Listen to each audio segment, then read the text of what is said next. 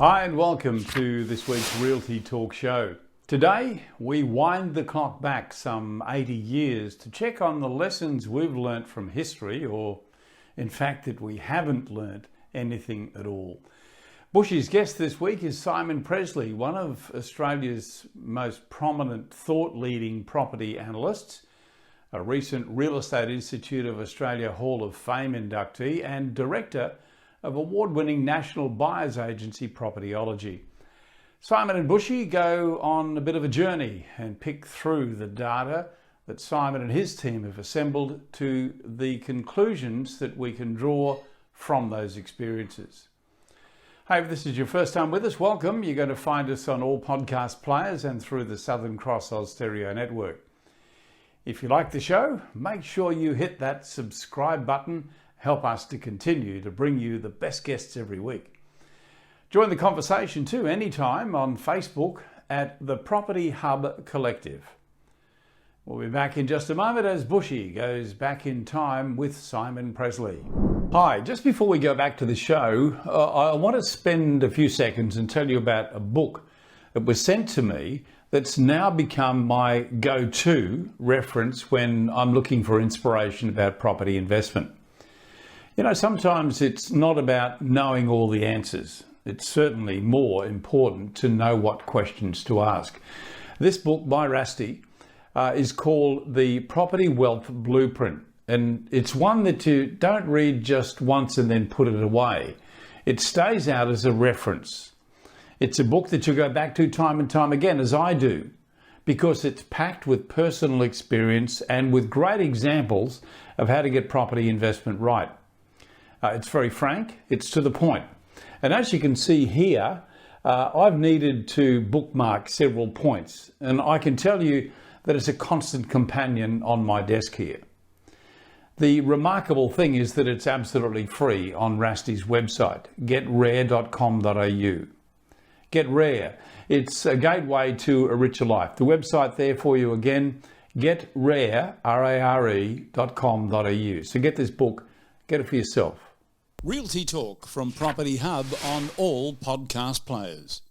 Now, the German philosopher George Hegel famously said that the only thing we learn from history is that we learn nothing from history.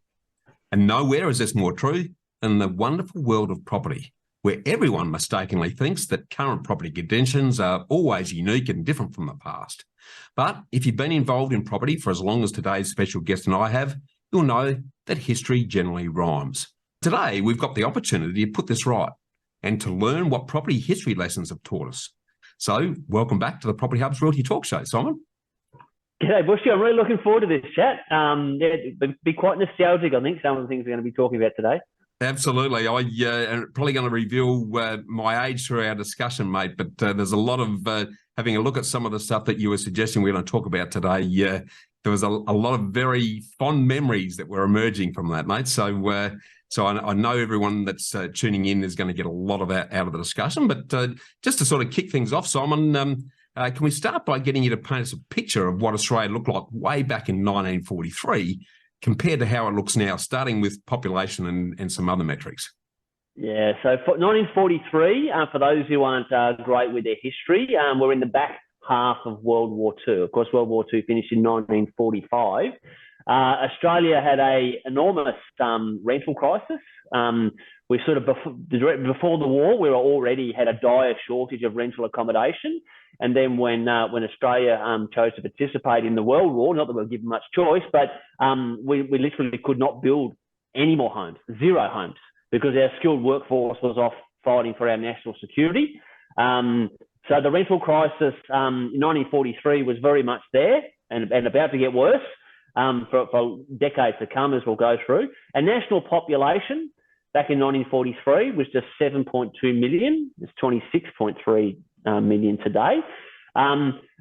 You'll find this interesting. Today, there are about 1.1 million Australians who are 80 years or older. So they were born at the start of this 1943 period that we're talking. Life expectancy back then, it was expected that, you'll live to roughly age 65. of course, it was quite normal for people to die 50. I mean, you and I'd be gone by now, mate, if we lived. Yeah, be dead and buried. Absolutely. Never to be seen. But, today, the age expectancy is about 85 in 2023. The total population in 1943 of 7.2 million.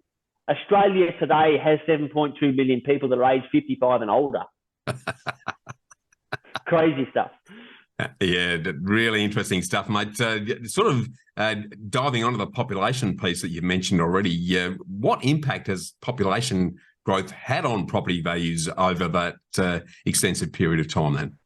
Not a lot, of course. I mean, population growth does influence property prices, but lots of things influence property prices. There never has been, whether it's 1943, 1973 or 2023, there never has been a direct link between property price growth and population growth. This graphic here looks at from 1970 to 2023. The green columns there is the combined capital city annual change in median house prices. Yep. And the blue wavy line going up horizontally across the page there is the population growth rate for each of the last, 53 years. So you can see that Australia has always been subject to high population growth rates, but it's not like we can say a pattern where the years that we had the highest population growth produced the highest property price growth. That's never been the case, even though the banks and the economists of the world always preach population growth. It's bollocks. This graphic shows it's bollocks. And the recent reminder of that, the 2 intense years of COVID, Australia actually had zero population growth. We've got to go way back to World War I, Bushy. So we're talking more than 100 years ago. That the population growth rate in this country was that low, but yet we had our second biggest property boom without any population growth rate. So, it's never been a big influencing factor. For those who are curious, the start of this period, 1943, a brand new home, you would have paid between $2,000 and $3,000, depending on which part of Australia you're living in, but that's what you would have paid. And you spend that on the front door now, mate. It's a pretty interesting comparison when we look back at that. Now, how have the major towns and cities changed over time? And I'd love you to share some examples of how that looks, if you could, please. Yeah, I mean, well, I guess the pecking order is one thing that people might find interesting. So back in 1943, Gold Coast was nothing then like we know it today. In 1943, Gold Coast didn't even technically exist. There was a series of very tiny villages, about an hour south of Brisbane. Nothing that you could really call a town. But now it's Australia's sixth largest city, and a very densely populated one at that. One of the top 3 fastest growing regions in all of Australia.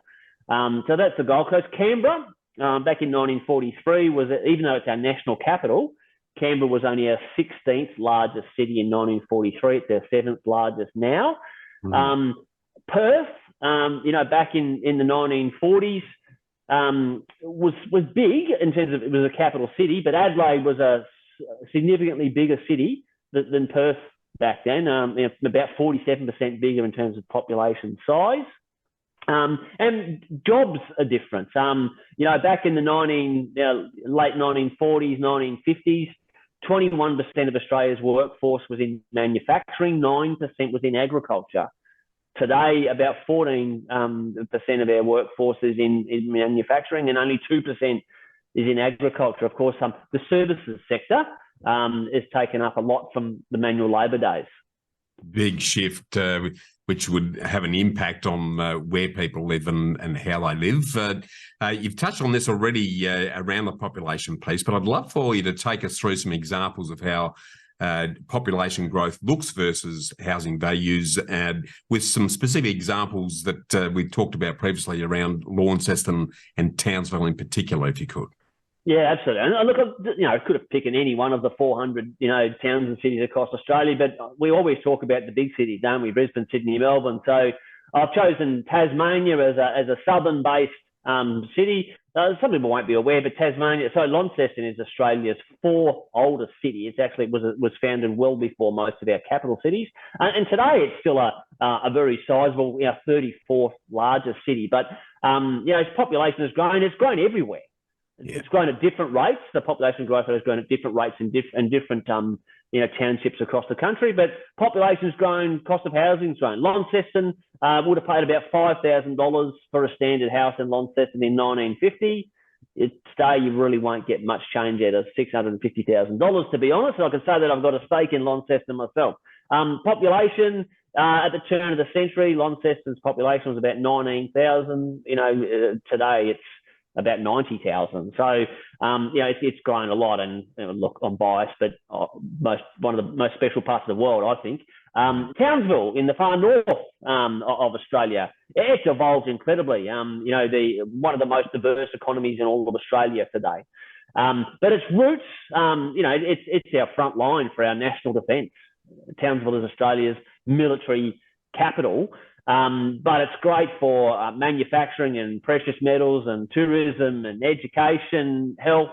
Its population was about 10,000 people at the turn of the century. Today it's 200,000 people. One of our biggest cities, one of our top 20 biggest cities. But, adversity, we'll touch a little bit on that. But, Townsville over the last 80 years, it's had cyclones, it's been involved in wars, it's had recessions, it's had a GFC, it's had a health pandemic. The cost of a house has gone from $1,000 to $450,000 so over the last 80 years. So, mate, everything grows no matter what you throw at it. Housing, shelter at the end of the day. Spot on. Some really good examples there. Now, I'd love you to talk us through some of the biggest property-related changes that you've just started to touch on that have occurred since the 1940s, starting with migration and also how our neighbourhoods have changed over the years. This is where the nostalgia is really going to kick in. Oh, absolutely. And you and I, not many of our listeners will be old enough to remember this stuff, mate, but in our 50s, we can remember this. So, coming out of the war, Australia, yes, we were attacked. Darwin was wiped out. Other parts of Australia were bombed, but largely we got through World War II unscathed. And we were lucky. We dodged a bullet, excuse the pun, but we recognised that we might not be so lucky if there was a third World War. And we must populate. Our Prime Minister back then, populate or perish, was one of several famous sayings that he used. Yep. And we targeted the POMs. Australia is the convict country at the end of the day, and it took us a long time. They ruled us for a long period of time. So there was this term some people might have heard of, 10-pound POM. If you were a POM, you literally could pay 10 pounds, and I think it took you about 16 weeks or something like that. The only way to get here was by ship. Yeah. And you could come to Australia for a new life. And we just put so much marketing into the UK to say the great Australian dream. And so we had the 10-pound POMs from 1945 to 1972, 1 million POMs relocated to Australia. In the back half of that period of time, it wasn't just England. There's a lot of culture today, Italy and Greece and lots of other parts of Europe that sort of come after the 10-pound POM. So that was a big change.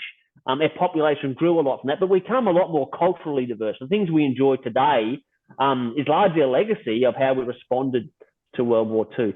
I just love the way our neighbourhoods have changed. Well, we've got a graphic here.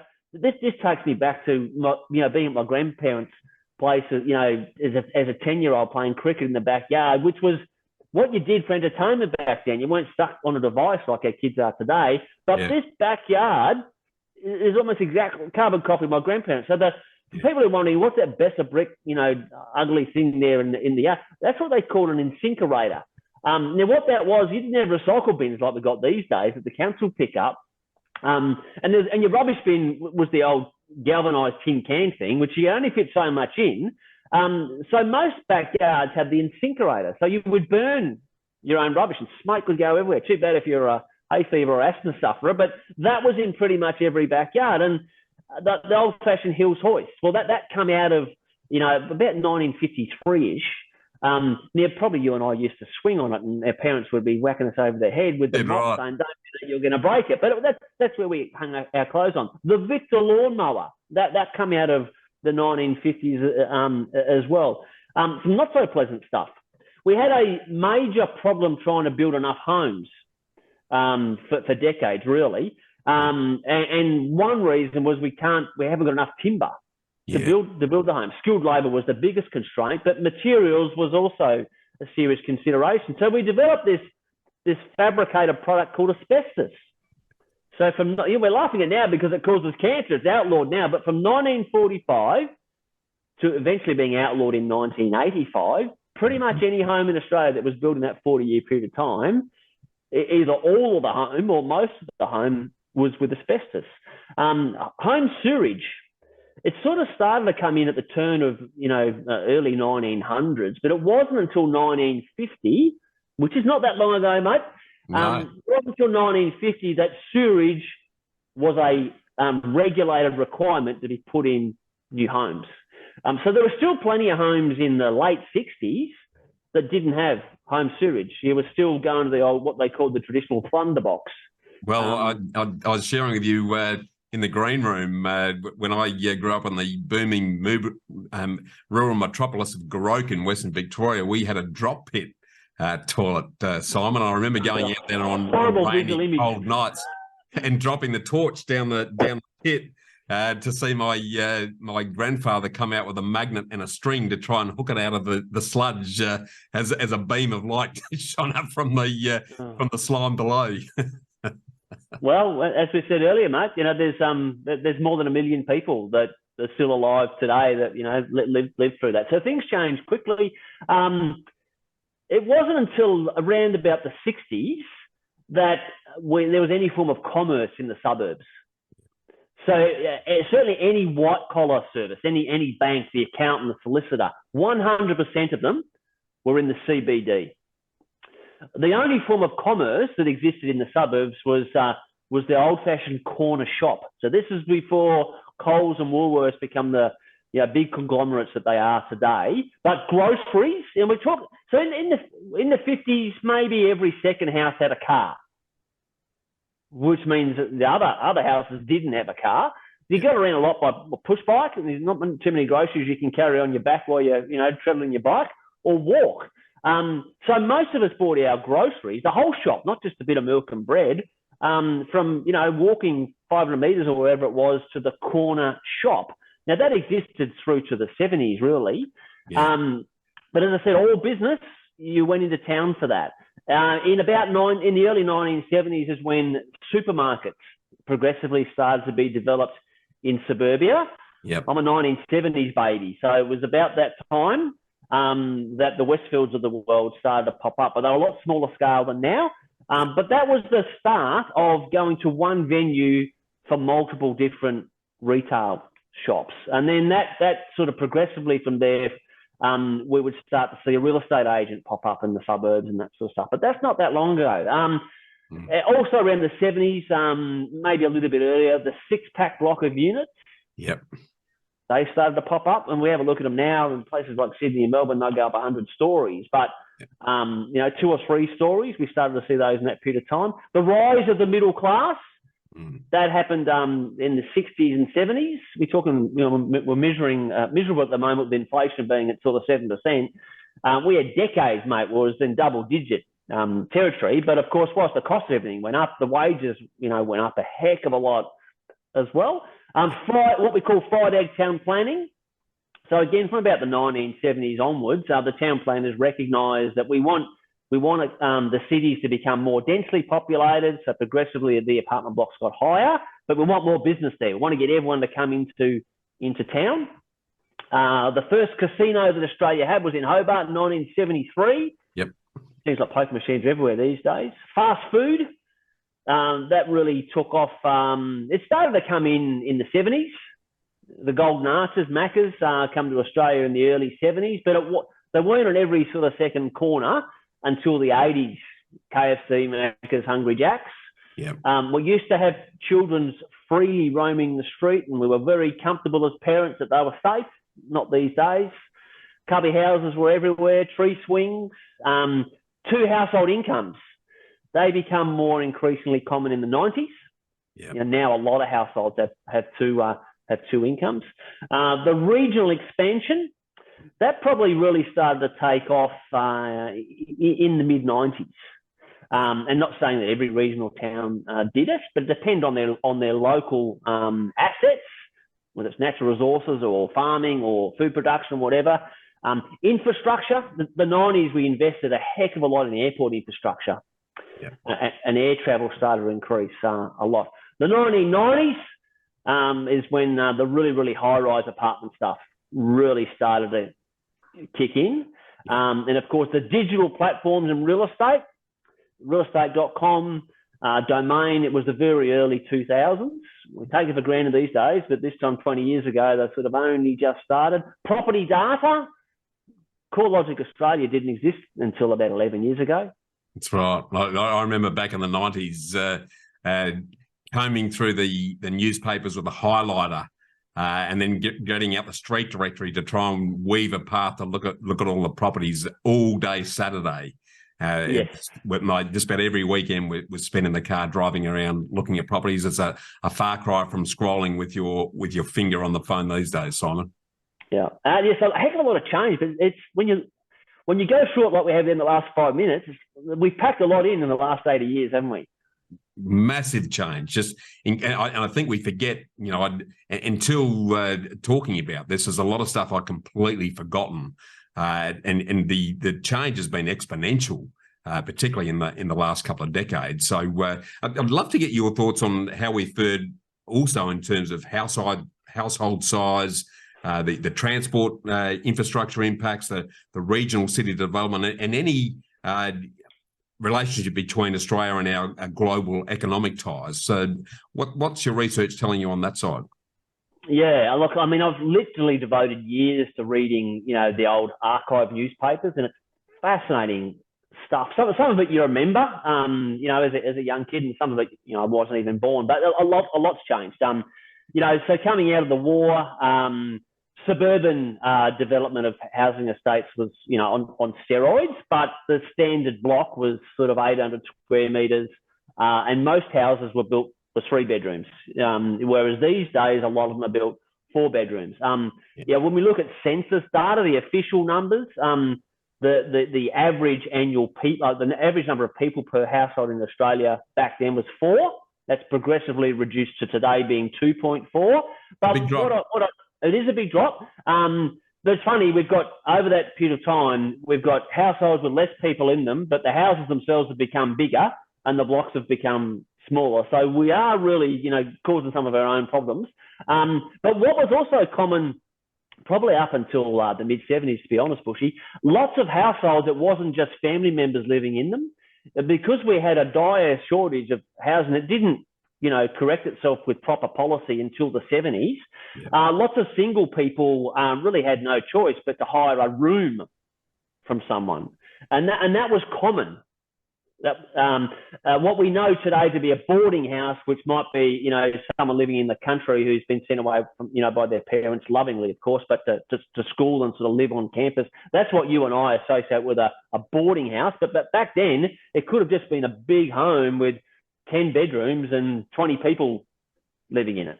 Absolutely. And they were renting a room each. So that's a big change. Transport's changed a heck of a lot. At the start of this 80-year period, trams were arguably the most common form of transport. Yep. Progressively, each household got a car. Now most households have got 2, but that took a long time. Buses sort of started to progressively take over from trams, I guess, because a bus can get the more drop-off spots, when it's sharing the same route as the car. But it wasn't until about the 60s. I love looking back through old photos, Brisbane, Sydney, wherever, and you see trams on roads where there's just trams don't exist in most places. So that's changed a lot. I mentioned air travel. That's changed a heck of a lot. And it's been one of many things that have contributed a lot to the love affair that Australians have now with regional Australia. It's just so easy to get there. I already mentioned regional development. At the start of this 80-year period of time, Australia's closest economic tie was easily with the US. Easily. Yeah. But it was sort of around about the 80s, that started to progressively transition more towards different parts of Asia. I mean, the 1990s was famous in this country for Japanese tourism and stuff like that. And now it's China, it's India, it's Vietnam, it's all of Asia, Singapore, Hong Kong, you name it. So there's been some big changes there. Okay, stay with us. We'll be back in just a moment as Simon outlines the technological advances that have occurred since the 1940s and the impact that they've had. This is Realty Talk. At Realty Media Group, we've created and combined a suite of products to service the property distribution and marketing sector in Australia. We streamline the process, saving agents and consumers time and money. RMG's AI-powered proprietary solutions are set to shake up the Aussie market. Investment expressions of interest through Swarmer are open now. Don't miss out. This is Realty Talk, powered by realty.com.au. Back to Bushy and Simon as they trace the events that have impacted us as a nation over many decades. This time we focus on technology. Now, I'd love for you that there's been massive changes in the technology front. So can you talk us through the progression of some of those advances since the distant times of the 1940s? Yeah, well, I mean, it was only progressively in the 40s that households got electricity. So that really restricted what people couldn't do. But what we saw in the 60s, houses become warmer through kerosene heaters and oil heaters. So you literally used to have businesses. You place in an order and this big truck would come around with a cylinder on the back with oil in it, and they put this big hose in and they top up your oil, and winter months you'd turn the oil heater on. Very environmentally friendly stuff, of course, Bushy. There's the kerosene heaters around then as well. But that progressively, we got reverse cycle air conditioners that could provide cooling and heating. But it's not that long ago that was brought in. The 1980s was famous for videos. People at houses were going out buying video recorders, and then we go to Blockbuster Video and that sort of stuff, and we get our entertainment, from hiring a video and watching the latest movie. 1995 is when Foxtel come in, and now we're streaming everything. It's only a bit over 20 years ago that all households had their own email address. Yeah. Before then, pretty much everything was delivered by Australia Post. Or the fax machine. And fax machine. That's right. Yeah. Everyone, in fact, fax was the only way to do it. It's only 2003 that Facebook, was founded. It's only 20 years ago. So much has changed. 2010. I mean, smartphones come in before 2010, but I would argue that the masses didn't all have a smartphone until around about 2010. So, and now everything's online purchasing. So it's changed a lot. TVs didn't come in until 1956, but it was black and white. So it wasn't until about the mid 70s that we had colour TV, but all you had was 3 commercial channels in the ABC. And then when I brought up in the country, so we normally had 2 channels, the ABC and one other. Was pretty much it for me, Simon. Some great stuff there. I want to sort of pivot slightly now into the world of credit because there's also been a massive evolution in the world of finance. Can you talk us through some of the changes that progressed through that arena? Yeah, look, without credit, there is no homes. At the end of the day, not just 80 years ago. Housing has always been the most valuable asset that any of us can have. People just don't pay cash for homes, including the convict days. So, and we're not going to have another gold rush, I think, like we had in the 1850s. So credit's critical. And, reading back through the archives and seeing the change in credit, it's phenomenal. 1943, the start of this era we're talking about, well, Commonwealth Bank was government owned, but they weren't just a bank as we know them today. Because they were government owned, they oversaw monetary policy. So the setting of the interest rates was determined by the Commonwealth Bank. The setting of credit policies, the checks and references that banks had to follow when assessing a home loan application was determined by the Commonwealth Bank. That didn't change until, where are we? So APRA, they come in 1998. Yes. Yeah. Not that long ago. Yep. The Reserve Bank was not founded until 1960. And initially, the Reserve Bank was doing monetary policy and a bit of credit policy as well. Back in the 1950s, no ifs, buts, maybes. You wanted to buy a home, stump up 30% deposit, or it doesn't happen. 30%, So we had the housing affordability, debate, which has happened every year over the last 80 years and 200 years for that matter. It depends how you hold your mouth. If some people say, it costs me $800,000 now, I can't afford that. You guys never had it that tough. But, it's all relative. the interest rates that people paid was different in different areas. The size of deposits that you paid. I mentioned two incomes, that we didn't have before. So things are all relative. Private finance was really big for decades here, not just in the 1950s. Yep. It was not uncommon for a vendor, someone selling a home, for that sale to occur. If they were a bit more financially affluent than others, they might help that willing buyer either by putting up finance for the whole transaction or for some of it, because the banks would give them only a portion of what they wanted. A lot of hotel owners or more well-respected business owners, on the side, they would lend out money for things like housing. It was common for someone who wanted to buy a home, and this is not just the 1950s, this happened for decades beyond that, for someone to buy a home and sort of say, look, the most that the bank will give me will be $5,000 to buy this $10,000 house or whatever, but they might be able to get a loan against their car or something. So bill of sales, they were known as then, were very common.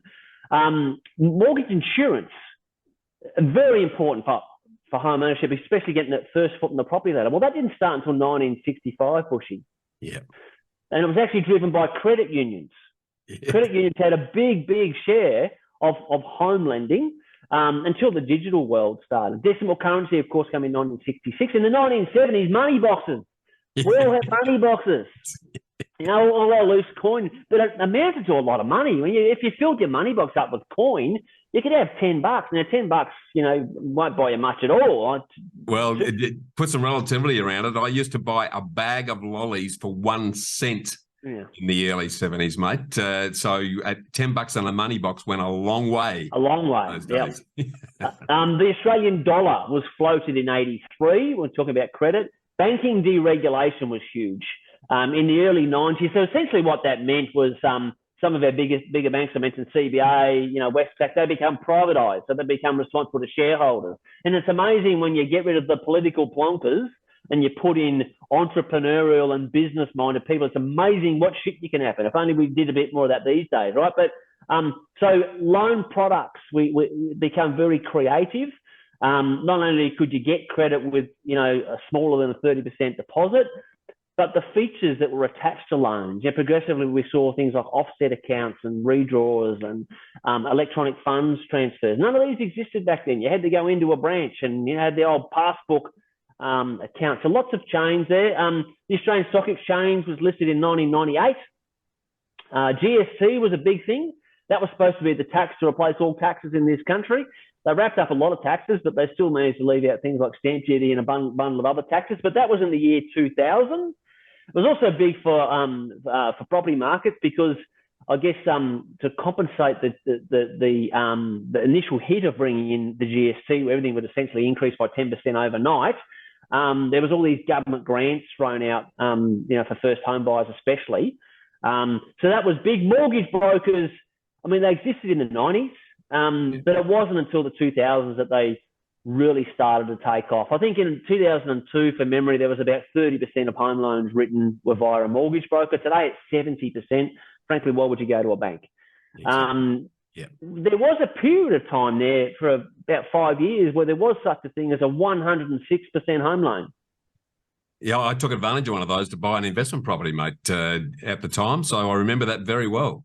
And why wouldn't you? I remember, companies don't exist these days, but companies called like Rams, were subsequently bought out by Westpac, but, Rams and a few others, 100%, 106%, where'd that come from was sort of saying, we'll give you the full 100% to buy the purchase property, but buy the purchase of the property, but we know you've got stamp duty and a few other bits and pieces as well. Guess what? Well, you can funnel all that up in there as well, and that sort of come to about 6%. So it wasn't they gave them to everybody.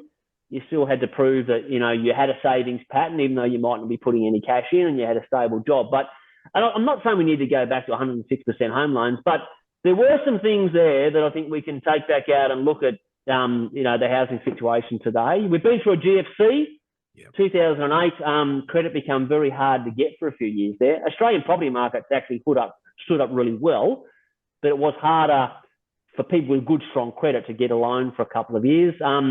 And then the last one with credit reform, 2015, not that long ago, those crazy buggers called APRA just squeezed the bejesus out of things for a few years there. It certainly did. There's some really good info there. Now, I want to sort of switch into the old favourite that the media likes to talk about, and particularly in recent years, and that's good old interest rates. So what impact have interest rate changes had on property values, and is there any correlation between the two, Simon? Yeah, I guess similar to the population thing. Does interest rates influence property markets? Yes, everything influences property markets. Is it the dominant force? It never has been. And again, we've got that same 53 years of evidence here, reminding our viewers the green columns is the change in median house price in each of the calendar years. And look, if anything, I put a big orange box there around a period where interest rates, not only do they go up, consistently go up, but they went up a lot. You and I will remember paying really high teens, maybe even 20%. 17% on my home loan at one stage, at that stage, mate. Yeah, but look what property prices did. Look at the green columns. And I would argue that they went up a lot more. It's evidence in the 50s, 60s, 70s, and 80s. House prices increased at a much higher rate than any period since then. But interest rates were a lot higher. Recession. The box I put around there is a 17-year period from 1974 to 1992. That 17 years, Australia had 3 recessions. The cost of a house went up 400% in just 17 years with 3 recessions. So now and for the rest of anyone's life, whenever you hear the word recession, beware the economists who will scream doom and gloom and tell you it's physically impossible for property prices to go up during a recession. Call bullshit. In 2020, we had another recession. And we also had a property boom. The second highest property boom in the history of the country, I think, quoting you on that score, Simon. Correct. Yeah, correct. So, that's some pretty good evidence there. Now, I want to sort of switch across to control over property and rents in particular. What, if anything, has changed in relation to those over the years?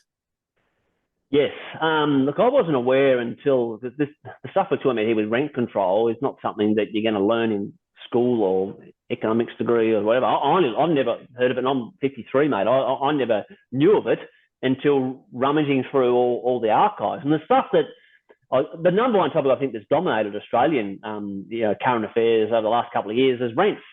Yeah. But a poorly controlled message. The commentary has been focusing on the price of rent when the problem is actually we don't have enough supply of rent. And there is all this evidence. Australia had an enormous rental crisis from 1912 through to, in some parts of Australia, 1970. 1912, right? So that's a couple of years before World War One. We already had a shortage. Now, all markets will have periods where there's a bit more rent supply than what we need and a period where there's a shortage. It's just coincidental that in 1912 we had a shortage. That's due to no one's fault. It just is what it was. But then when World War One started in 1914, we lost our skilled labour because they were fighting for the country's survival. So we had an inability to build more rental supply. Of course, rents went up because there wasn't enough supply, and the regulators come in and said, we can't have that. We're going to stop a landlord's ability to increase rent. Of course, why is an investor then going to go and invest and provide more rental supply?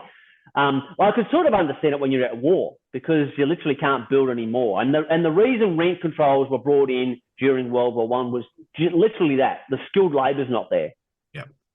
But then coming out of World War One in 1918, the skilled labour had returned. We still kept the rent controls in place. Not long after that, we then went into the Great World Depression. So no one wanted to invest anyway. In fact, Australia's unemployment rate hit about 20%. So why would you be investing? And then not long after that, we went into World War II. So we lost our skilled labour again. So again, through no one's fault, from 1912 to the end of World War II in 1948, we effectively added no more rental supply, but we kept adding the population to it. Yeah. You'd think sanity would then prevail when all the wars were over. We got to encourage more investors. But no, we focused on let's keep a lid on rents because the tenants can't afford it. And that really shrunk rental yields and discouraged investment. Sanity didn't prevail until, in some states, mid-60s. Yep. In some others, 1970, when they said, we actually need to bite the bullet and do the only thing that will fix this.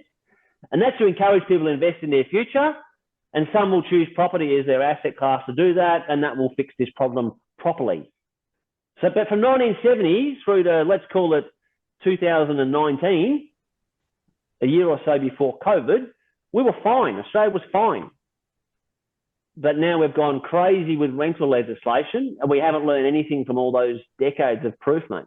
Yeah, it just never ceases to amaze me. We keep making the same mistakes. What about rental yields? How have they changed since the 1950s, Tom? Yeah, so we'll go back a little bit further. 100 years ago, we were having this conversation, mate, as an investor, and we would have been standard 11%. Standard yield, without even trying, 11%. But progressively, down to the start of this period here, 80 years ago, a standard yield would have been 7%. And then as now, it's not a one fits all. Yeah. Some locations a bit better, some a bit less. But the average, in the 50s would have been about 7%. And that's progressively shrunk, even though the price of rent, like everything else, has increased. When we express that value of rent to the value of the actual property that you have to purchase and convert it into a yield, the yields have consistently retracted. This time 5 years ago, that standard yield would have been, probably 4.5%. Again, Sydney and Melbourne would have been below that. Other parts would have been a bit above that. Today, a standard yield is about 3.5%. Plenty of parts of Australia where you've got a 2 in the front of that. We need to take a good look at that, because rental accommodation is never going to go out of fashion, mate. No. We'll always need it. 80 years of evidence, we've always needed it. We always will in the future. And rental returns are important to that. Hey, stay with us. We'll be back in just a moment as Bushy asks Simon about what Australia was like 100 years ago and about some of the moments of adversity that have actually shaped us. This is Realty Talk. Successful property investment is a game of finance. Do you have the right team and the right game plan? Realty Talk is brought to you by Know How Property. More than mortgage brokers, Bushy Martin and his team of investment architects set you up with a sustainable strategy structured to lower your costs, tax, risk and stress while increasing your capacity for growth. Know How has helped over 1,900 homeowners and investors secure more than $800 million in property wealth. So get set to live more, work less, and live your legacy. Want to know how to invest in your freedom? Visit knowhowproperty.com.au. Property depreciation is the natural wear and tear of a building and its assets. Property investors can claim depreciation as a tax deduction each financial year. Depreciation is a non-cash deduction. This means you don't need to spend any money in order to claim it. On average, BMT tax depreciation fined residential investors almost $9,000 in first full financial year deductions. Call BMT on 1300 728 726 today for an obligation-free quote. Realty Talk exclusive to the Property Hub. Let's get back to Simon Pressley and Bushy to retrace some character-building national events that have occurred since the 1920s. Now, we've touched on a few of these throughout the conversation, but I want you to remind us of the series of so-called world-ending events and moments of adversity that Australia's experienced since the 1920s, Simon. Well, what we know is it doesn't matter what year we were looking in the archives. There was always, I call it shit happens. There was always something. It was just a different thing. We've spoken about this period started at the end of World War II, but there's never, ever been a single year in the last 80 years where there hasn't been a major war, at least one major war somewhere, always. But yet property prices have gone from $2,000 this time 80 years ago to the current combined capital city average of about $950,000. So don't let anyone tell you that wars will, suppress property prices, because wars have always been there. We've had multiple oil crises. We've always needed petrol over the 80 years, but there's been lots of, some of the wars have been related to control over oil fields. But there's been plenty of times where it felt like overnight the price of petrol at the Bowsers spiked, including now. In Australia, perhaps more than any other country in the world, where there's so many natural disasters, no town, big or small, has been immune to multiple natural disasters over the last 80 years, but the cost of housing still goes up. There's been numerous stock market crashes, some directly in Australia, some globally. I mentioned the recessions, to be specific, 1974, 1983, 1991, and 2020. Yep. At the GFC, we had the health pandemic. So that's a lot of stuff, mate, in 80 years. Not to mention, politics and taxes and always something. Absolutely. Yeah, and to state the bleeding obvious and to I guess, stress this point, just to reinforce, what impact, if any, have any of these had on residential property values? And can you give us a couple of examples just to really underscore that? Most of those moments of adversity have had no direct impact. Although in the moment, when there's the announcement that there's an initial the fear of the unknown, but that's more a sentiment thing, until we get our head around things. Someone might delay buying, their home or something like that because they've been told by the news that the world's going to fall apart. That's a sentiment thing that in time people adjust their heads and they realise, hey, the world didn't fall apart. I guess there's been a couple that have had a more direct impact. The GFC didn't destroy property markets. We certainly didn't have a crash. Yeah. But the effect of the GFC on property market was more a lagging effect. GFC was in 2008-9. Adversity is always followed by stimulus, no matter what form the adversity comes in. Money solves all things, and governments all over the world will always throw money at it, as they should. Whether they throw money in the right areas, well, that's always going to be debatable. They're always going to respond to adversity with money. Sometimes they hit the mark with it, and sometimes they don't. But the GFC is probably the biggest one. I mean, COVID really hasn't had any material impact on property prices at all. In fact, if anything, what it's done is change the way I think a lot of people have considered what they value most. And we've reevaluated our priorities, and there's been lots of people that have moved home or renovated homes or moved town, work from home.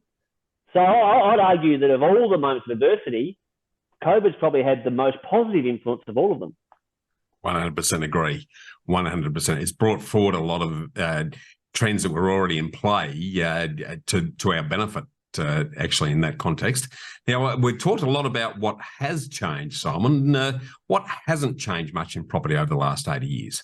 Well, we'll always need rental accommodation. For every single one of those last 8 decades, 3 out of 10 households have been rented.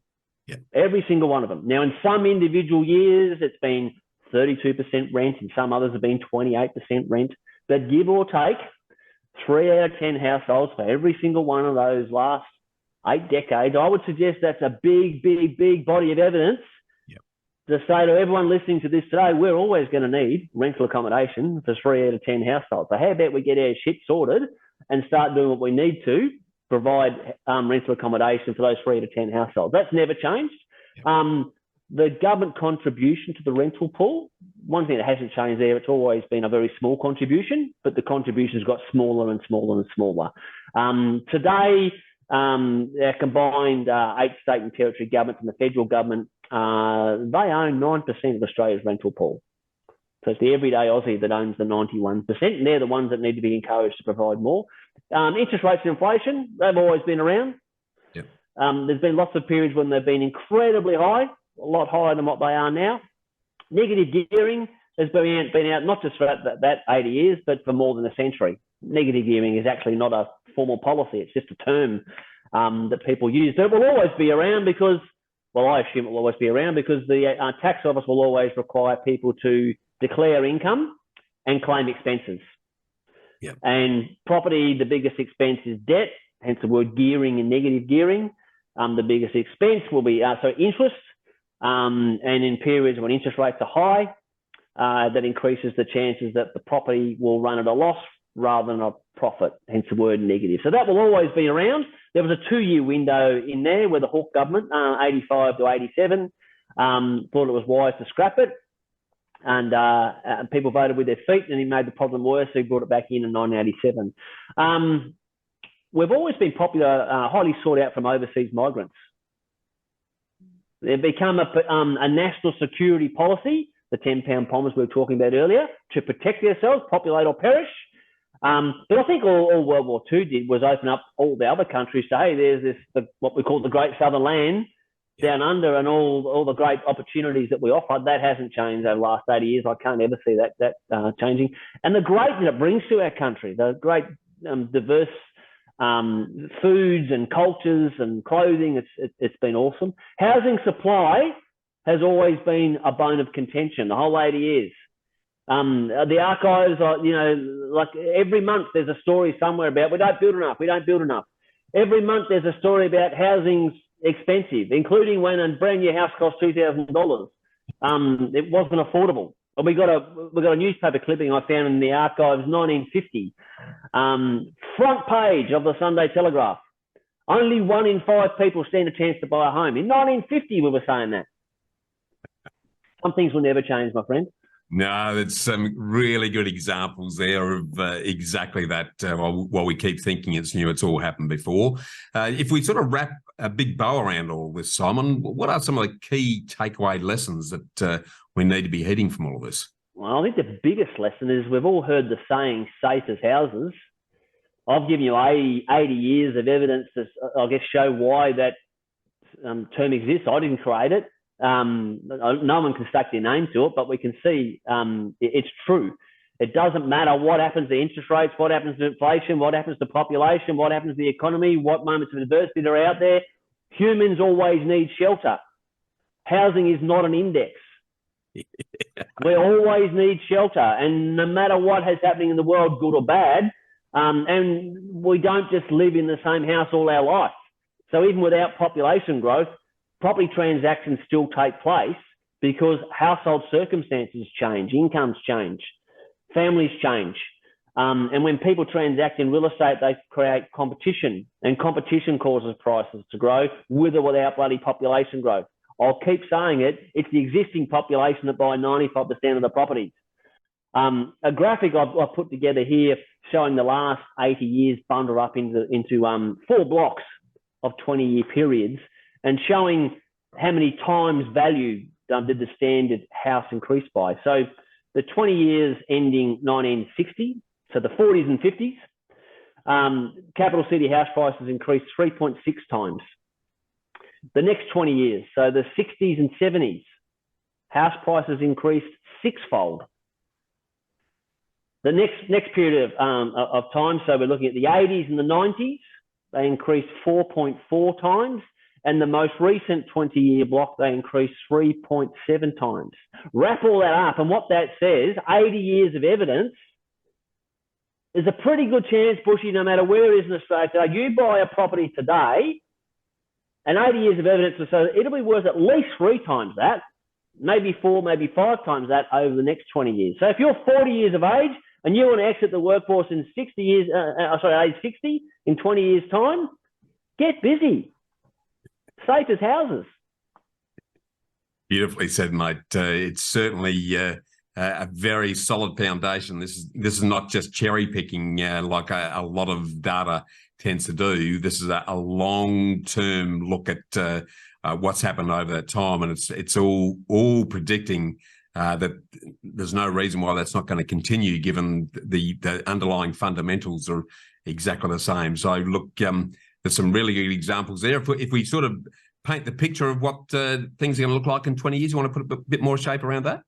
Yeah, so I guess I've just making some assumptions based on previous numbers. If history repeats itself 20 years from now, so in 2043, a national population is likely to be about 34 million people. Now, don't say that won't happen, that's too many people.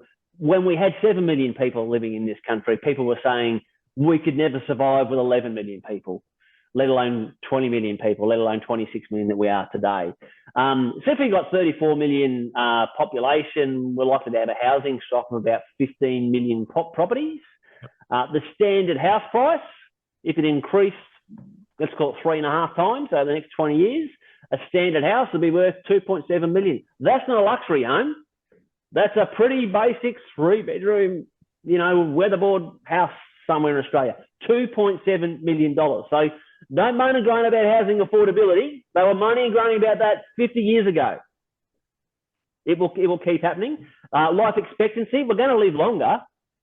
So if you don't want to work the whole time, the medical scientists say that the life expectancy will be about 85. But we're going to have literally millions of people living well into their 90s, hundreds of thousands of people that will exceed a century-year-old. So if you want to retire at age 60, you've got 30 to 40 years of income you've got to find without going to work. Again, get busy, invest in your future. And the fact that we're living longer is again adding significant pressure to housing demand, because there's more people living longer in some form of housing, which is going to put more pressure on the supply side of the equation as a consequence of that. So we're all heading in the right direction. Anything else to add to that? I think our workforce, we're heading close to this now. I reckon 20 years' time, 1 in 5 households, they will earn their income from home. Yeah. We are very close to that now already. I think a lot of people thought out of COVID, this is a fad that won't last very long. Technology is not going away. If you've embraced work from home and you already love it, I would suggest that no employer is going to be able to drag you back. So that trend is here to stay. 3 out of 5, maybe 3.5 households out of 10 will be rented. Yep. But certainly it still will be at least 3. I think some lifestyle trends, if you think about an aging population and technology and trying to crystal ball those things together, I think telehealth, it's not a standard thing now. We tried it during COVID. I think it will become a standard thing. Yeah. There will be some times when you have to be face-to-face with a medical practitioner, but I think we'll be doing a lot more diagnosis via telehealth. I think clean foods, natural environments, home deliveries, yoga, Legree, cycling, all these lifestyle enhancements. Some of us found a liking to during COVID. Some are already doing it, but I think that trend is going to continue. Superannuation, if you are listening to this and your retirement strategy is superannuation, give yourself a slap. That is not a strategy. That is sitting back in a world of complacency, expecting that the money that your employer puts aside in a vault and locks it up for you will be enough when you retire. We are really close to that access age being 70 or more. If you want to exit the workforce before that and your only retirement strategy is super, good luck with that. Oh, and with governments seeing this massive growing lolly jar in front of them with sinking budgets, we've already seen the number of changes that are occurring to superannuation legislation. So if you think what you're going to do today is going to be the same when you get to retirement age, you're in for a big shock. So if you're not going to start self-funding your own investment in your future, then you really only got yourself to blame. Absolutely, which leads to my last point on this, age pensions. Today, we spend $60 billion with a B per annum funding what we could otherwise phrase as back-ended unemployment benefits, age pensions. Why? Because we don't encourage investing. This is not a criticism of old people. This is just stating the facts, right? $60 billion per year. Imagine if we actually encouraged investing, how much infrastructure we could build with just a portion of that, right?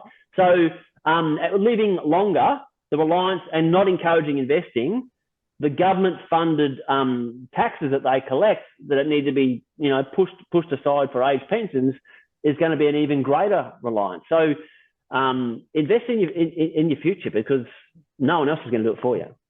Beautifully said, and what a fantastic run through everything that the past has taught us. So there's some really important lessons there. So I'd really want to thank you for all of these evidence-based insights, Simon, which certainly reinforce that in terms of property performance variances, what stands the test of time is that the more that things appear to change, the more they actually remain the same.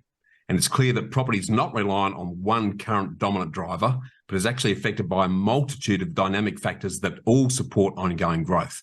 In addition, what's really crystal clear to me is that the ongoing opportunity that property will continue to provide for hardworking Aussies to secure their future lifestyle, for those who actually learn the lessons of history that you've just demonstrated and are brave enough to ignore the uneducated negative noise that they see in the news, that sadly prevents or delays many from getting invested and enjoying the exponential benefits the magic of time, leverage and compounding returns create, is really important that people start now to take some action. So I really want to thank you for this massive wake-up call and reminder, Simon, for sharing your endless hours and years of expert research and to spend the time doing it here on Realty Talk. So thanks, Simon. My pleasure. Incinerator. Remember the incinerator. Realty Media Group is offering shares in a crowdfunding capital raise, and we invite you to participate.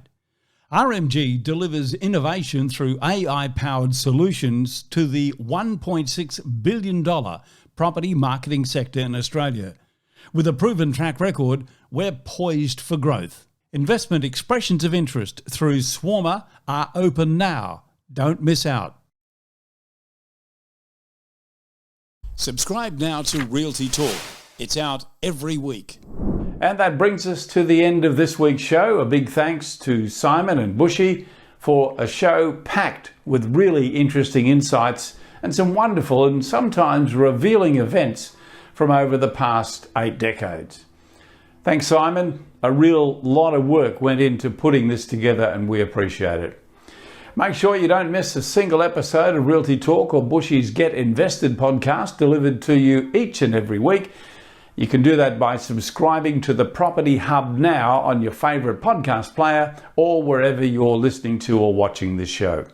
Also, join the conversation anytime on Facebook at the Property Hub Collective. Thanks to our supporters and content partners, realty.com.au, BMT Tax Depreciation, Know How Property Finance, Get Rare Property, and Apiro Marketing. I'm Kevin Turner, and on behalf of Bushy and the rest of the Property Hub team, we look forward to seeing you again next week.